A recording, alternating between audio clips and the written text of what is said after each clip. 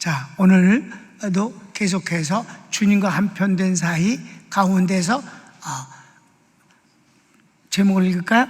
주님과 한편된 레위 지파와 제사장들. 그런데 오늘은 다섯 번째로 레위 지파 제사장들이 이스라엘 역사에서 하나님과 한편되어 섬긴 증거들. 자, 6명은 개인 사람인데 하나는 직분이었다. 이건 여러 번 얘기했어요, 그죠? 그 직분이 바로 선지자도 왕도 아니고 예언자도 아니고 사사도 아니고 제사장이다. 이 제사장은 사람을 위해서 하는 일보다 먼저 하나님을 위해서 하는 일입니다. 예배입니다. 그 결과로 사람에게는 하나님과 화목과 죄가 용서되는 속죄제를 드리게 되는 거죠. 드러나는 일이 없어요. 여러분, 예언자는 어때요? 스타잖아. 완전히 여호와께서 가라세 하고 여호와께서 말씀하셨다고 외치면 그 스타가 되는 거야. 왕, 사사, 영웅이지. 그런데 제사장은 아무런 스타가 아니야. 거의 갇혀있는 것 같은 회막 안에서 맨날 똑같이 짐승 잡아서 피드리고 태워드리고 그것뿐이에요. 반복되어지는 그 일뿐이다. 그런데 그 직분을 하나님이 가장 소중하게 여겨주셨다. 예배가 특별한 게 아니다. 하나님이 내게 주신 응답은 소중한 것이다. 특별하지 않아도 괜찮다. 그래도 그것은 하나님을 가장 영화스럽게 하는 일이다. 예배. 그래서 예배에 포함되어 있는 모든 순서들은 다 귀한 것이다. 기도도 찬양도 성가대도 다 소중한 것이고 봉헌을 하는 것도 소중한 것이다. 그래서 다른 직책들은 없어졌다 사라졌다 또 뭐 망했다 그러는데 이 제사장직은 꾸준하게 이어졌다는 사실입니다. 그것을 바로 역사를 통해서 나라가 망하고 또 잘되고 강할 때 약할 때 이럴 때에도 변함없이 하나님 앞에서 직무를 수행하는 일이 제사장들이었다. 그래서 제목을 다시 한 번만 읽읍시다. 제목, 레위 지파 제사장들이 이스라엘 역사에서 하나님과 한편되어 섬긴 증거들. 그렇습니다. 역사 속에서 하나님과 한편된 이 제사장들이 어떻게 하나님을 섬겼는가를 한번 살펴보자는 것입니다. 첫 번째 나오는 인물이 아론, 초대 대제사장으로 모세를 도와 출애굽 과정에서 바로 앞에서와 이스라엘 백성 앞에서 하나님 편이 되어 섬깁니다.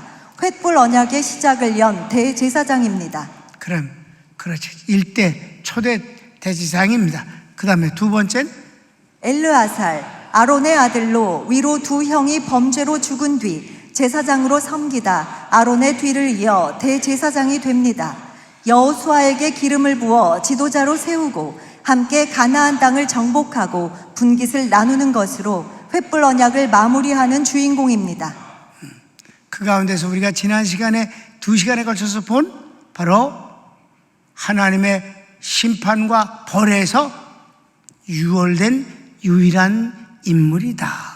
아멘. 그 다음 세 번째 비느하스, 제사장 중 가장 정열적으로 그리고 선명한 모습으로 하나님 편에서 일생을 섬긴 제사장입니다. 비느하스 편에서 상세히 소개합니다. 비느하스는 따로 주인공으로 하나님과 한편된 사이의 주인공으로 그를 다루게 될 것입니다. 그 다음에 네 번째 아히멜렉. 이 아히멜렉은 이 제사장은 순교자가 별로 없어요. 왜? 순교당할 일을 안 하거든. 제사만 지내는데 뭐 죽일 일이 뭐 있겠어? 거의 다 순교당하는 사람은 누굴까요? 선지자들이지. 선지자는 죄를 지적하잖아요. 그러니까 우리가 마태복음 공부할 때도 본 사람이 누구예요? 세례 요한 목이 잘려져서 순교당했잖아요. 죄를 지적하고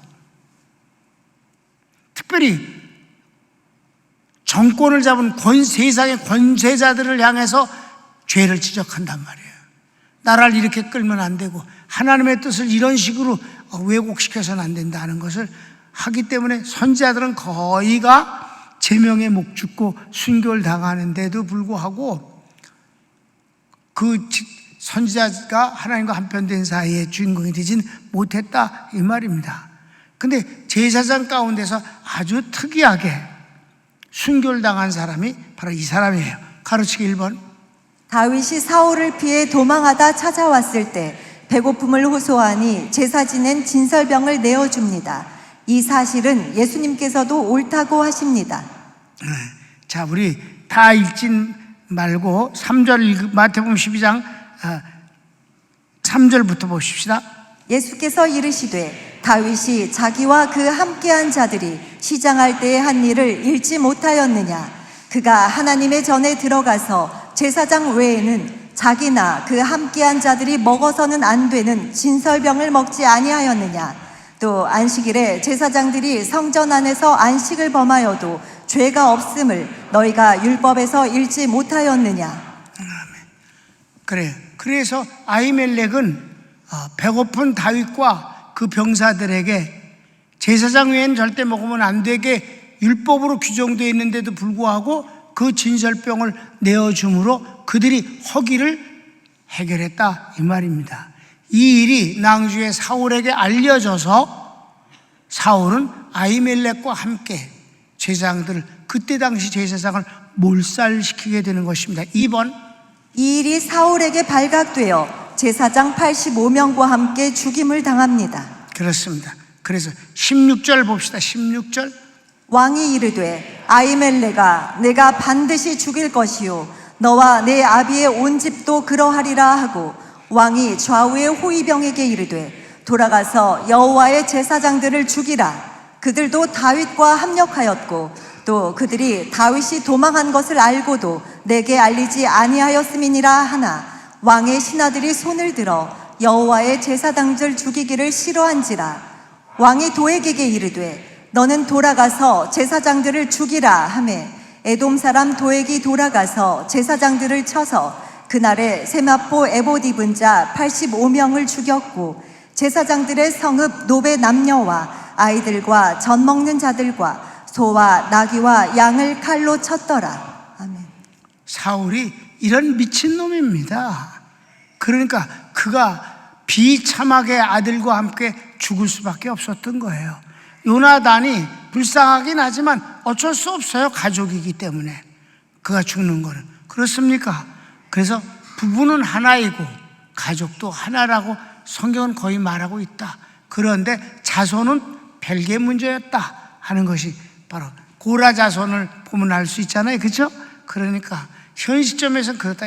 그러니까 이 도액이라는 놈이 다른 사람들은 제사장 죽이기를 두려워해서 왕의 명령도 준행을 안 했어요. 도망가고 피하고 그랬어요. 그런데 그걸 보고 화가 난 사울이 에돔 사람 도액에게 가서 싹 죽여버려요. 그랬더니 싹 죽였어요. 그럼 그 도액은 어떻게 됐을까? 더 비참하게 죽었지요. 하나님을 두려워하지 않는 것은 그건 겁대가리가 없는 것이 게 아니라 머리가 나쁜 것이옵시다. 여러분 머리가 너무 나쁘잖아? 성령도 쩔쩔매셔. 어떻게 고민을 너무 하셔 그분이. 어떻게 하면 이걸 해결했을까? 이 머리 나쁜 놈을 어떻게 내가 감당을 못하겠는데 이걸 어떻게 하면 좋을까? 이제 그러시는 거지. 자, 아히멜렉 끝나고 다섯 번째 사독. 사독 아주 대단히 훌륭한 사람이에요. 자, 가르치기 1번. 비느하스의 후손으로 다윗 왕 때 대제사장입니다. 2번.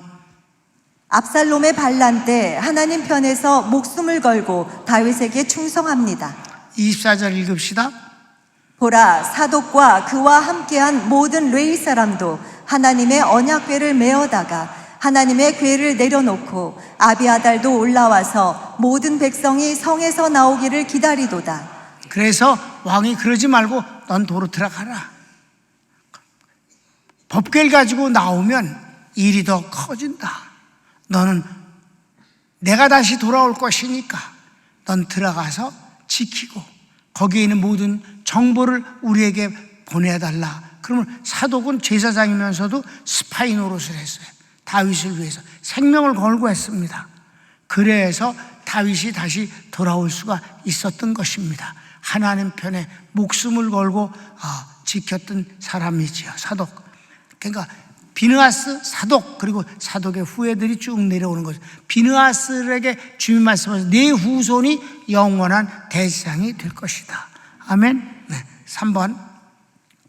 다윗의 넷째 아들 아도니아가 반란을 일으킬 때도 나단 선지자와 함께 솔로몬에게 기름 부어 왕으로 옹립함으로 반란을 실패하게 합니다. 이게 사독이 한 일이에요. 자, 우리 33절 읽읍시다. 왕이 그들에게 이르되 너희는 너희 주의 신하들을 데리고 내 아들 솔로몬을 내 노새에 태우고 기온으로 인도하여 내려가고 거기서 제사장 사독과 선지자 나단은 그에게 기름을 부어 이스라엘 왕으로 삼고 너희는 뿔나파를 불며 솔로몬 왕은 만세수를 하옵소서 하고 그를 따라 올라오라. 그가 와서 내 왕위에 앉아 나를 대신하여 왕이 되리라. 내가 그를 세워 이스라엘과 유다의 통치자로 지명하였느니라. 아멘. 이렇게 해서 사독이 솔로몬에게 기름을 붓고 선포를 하니 반란을 일으켰던 아도니아가 그 소식을 듣고 그냥 도망가 버렸습니다. 그래서 반란은 일어나지도 아니하였다. 이것을 실행한 사람이 누구냐? 사독이라는 제사장이었다. 아멘. 다윗이 어찌 아들하고 전쟁을 하겠어요? 그런 부끄러움 속에서 그저 가만히 있었을 뿐인데 사독이 그 일을 다 했다. 물론 다윗이 이렇게 하라고 명령을 한 것을 준행한 것이에요. 이렇게 대제사장은 제사만 지는 게 아니라 생명을 걸고 하나님의 뜻을 이루며 하나님 편에 있는 왕을 위해서 자기 생명을 바치고자 하는데 주저하지 않은 일들이 바로 역사 가운데서 일어난 제사장들이었다. 선지자도 하지 못한 일을 바로 제사장이 하고 있다. 원래 이런 건 선지자가 해야 되는데 제사장이 했어요. 6번. 이스라엘이 남북으로 분열될 때 레위지파 제사장들이 하나님에 대한 신앙을 지킴으로 나라를 구합니다. 자, 이거는 잠깐 설명을 해야 되겠어요. 솔로몬의 아들 르호보암이 바보예요. 아주 머리가 나빠. 이건 하나님이 솔로몬을 벌하시기 위한 것이었습니다. 솔로몬은 아주 나쁜 놈이잖아. 머리 지혜 하나 하나님이 선물로 주셨더니 그 지혜를 가지고 별짓을 다 하면서 하나님을 대적까지는 안 하는데 우상 천국을 만들고 지 멋대로 살았잖아요. 솔로몬이 그런 인간이에요. 지 지혜라는 하나님이 주신 어마어마한 선물을 갖고 그거 가지고 지 마음대로 하는 거야. 전쟁을 할 생각이 없고 평화를 구걸하고 타협하고 이래서 여자들, 이웃 여자 공주들을 전부 아내로 삼아서 그 공주들이 외로우니까 자기 고국에서 섬겼던 우상을 섬기겠다고 그러니까 솔로몬이 no problem 하면서 막 다 우상 종각을 다 지어주니까 막 오직 하나님만 섬기도록 되는 이스라엘 내에 우상 박물관을 만들어 놓지 않았냐 이 말이야. 하나님을 전혀 두려워하지 않는 짓거리지. 그러니까 나라가 망하고 역사가 망했다. 아멘. 솔로몬. 그러니까 하나님이 너 죽여버린다. 그런데 하나님이 어찌나 마음이 여리신 분인지 내가 너를 잔인하게 죽여버리면 네 애비 다윗이 얼마나 가슴이 아프겠느냐. 그러니까 내가 네 아들을 통해서 너를 벌주겠다. 그래서 솔로몬의 아들이 아주 어리석은 놈이야. 그래서 나라가 쪼개져 버렸잖아. 그러니까 여로보암이 막 선동을 했더니 유다 지파 빼놓고는 전부 다 북쪽 이스라엘로 10개의 지파가 하나가 돼버리고 유다 지파 하나인데 이때 레위 지파가 여로보암에 붙어서 하지 아니하고 다 떠난 유다 지파에 와서 하나님의 성전을 지켰다 이 말입니다. 그래서 제사장들이 전부 유다 지파에 남아서 예루살렘의 성전을 지킨다고 하니까 10개 지파에서 많은 사람들이 이 유다 지파 쪽으로 넘어와서 나라가 망하지 않았다. 오히려 북쪽 이스라엘은 망해서 없어졌고, 그래서 지금까지도 이스라엘을 유대민족이라고 하는 것입니다. 유다 지파입니다. 예수님도 유다 지파의 후손으로 오신 분입니다. 이게 이런 역사의 가치관을 반듯하게 해서 하나님을 경외하는 사람들이 전부 남쪽으로 와서 나라를 지키게 되어진 근간이 제사장 때문이었다.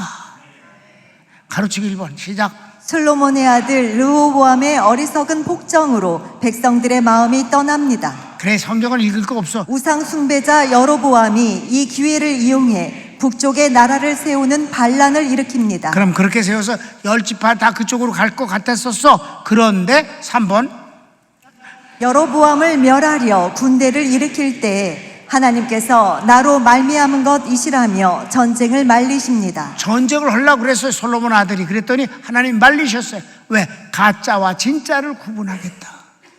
아멘. 여러분, 이번에 팬데믹 때문에 가짜와 진짜가 구별됐다는 걸 아십니까? 그러면 여러분은 진짜, 우리 교회 진짜. 아멘. 그럼 말리셨어요. 전쟁하지 마라. 내버려둬라. 이제 어디를 선택하는가를 내가 보고 싶다.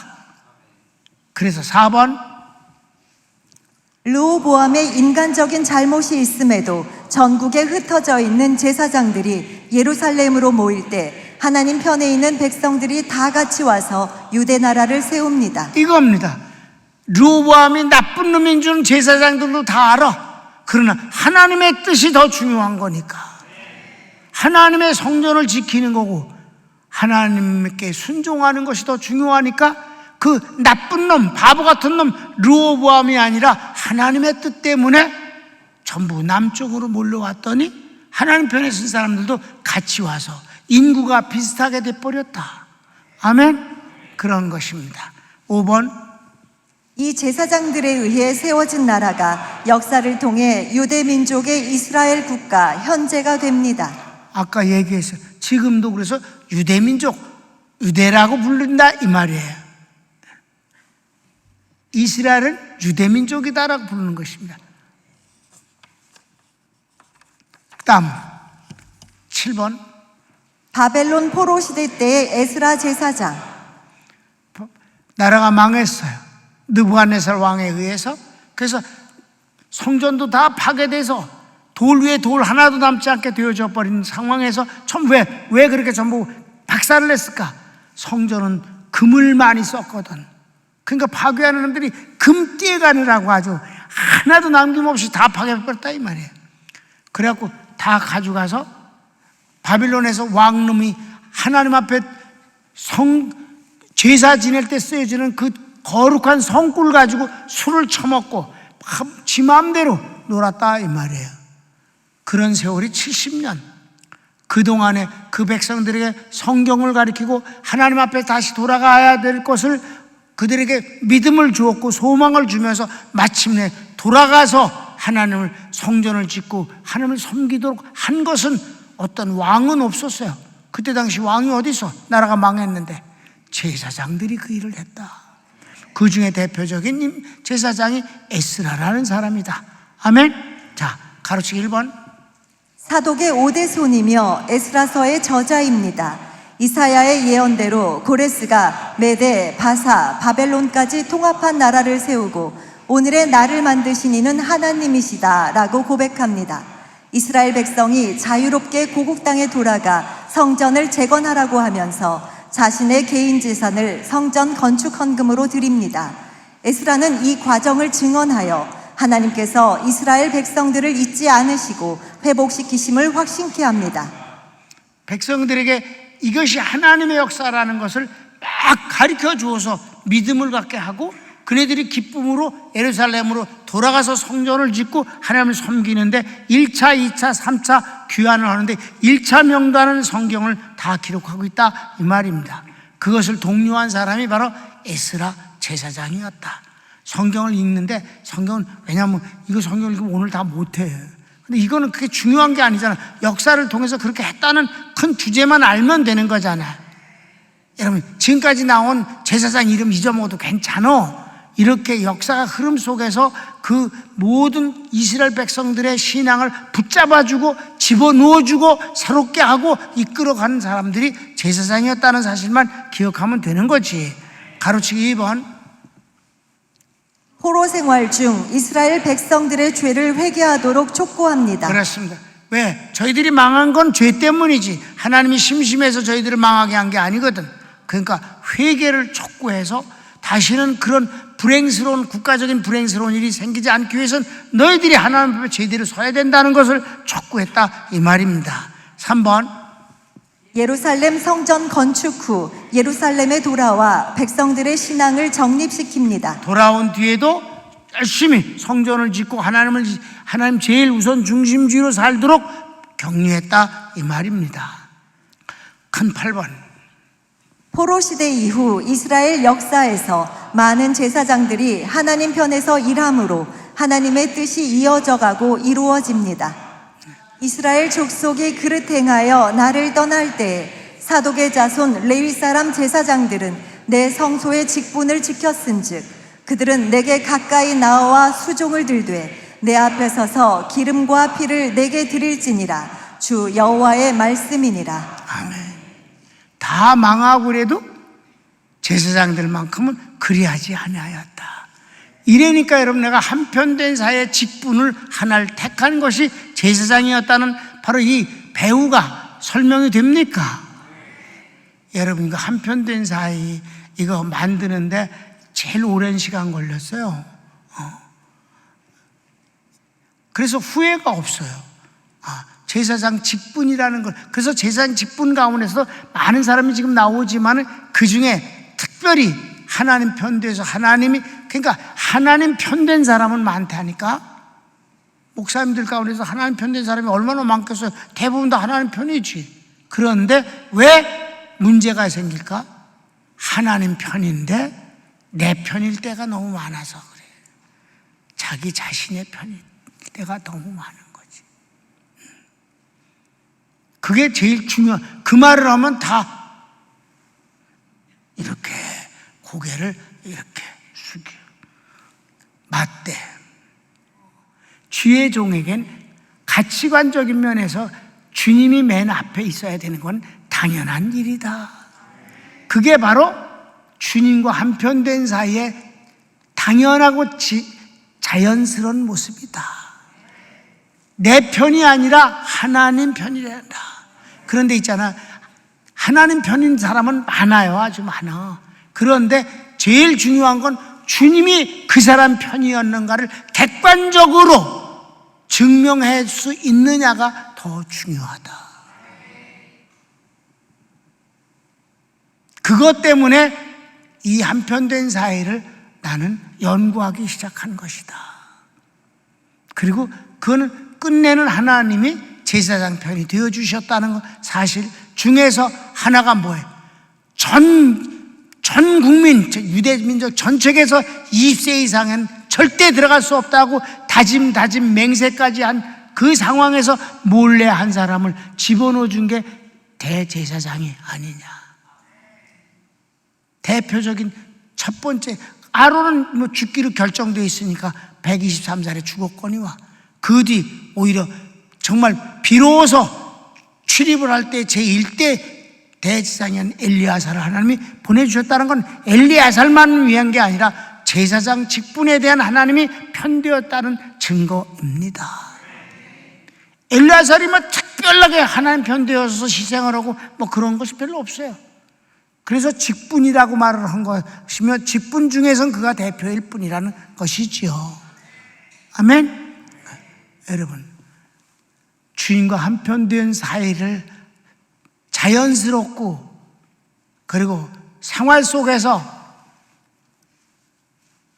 상식선에서도 그렇게 해나가다가 보면 주님이 여러분의 편된 것을 증명해 주시는 어떤 때가 올 것이며 주님이 그의 편이 되어진 것을 객관적으로 증명하면 그 인생은 끝입니다.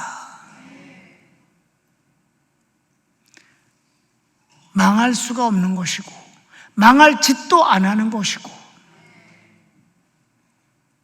손을 멉시다.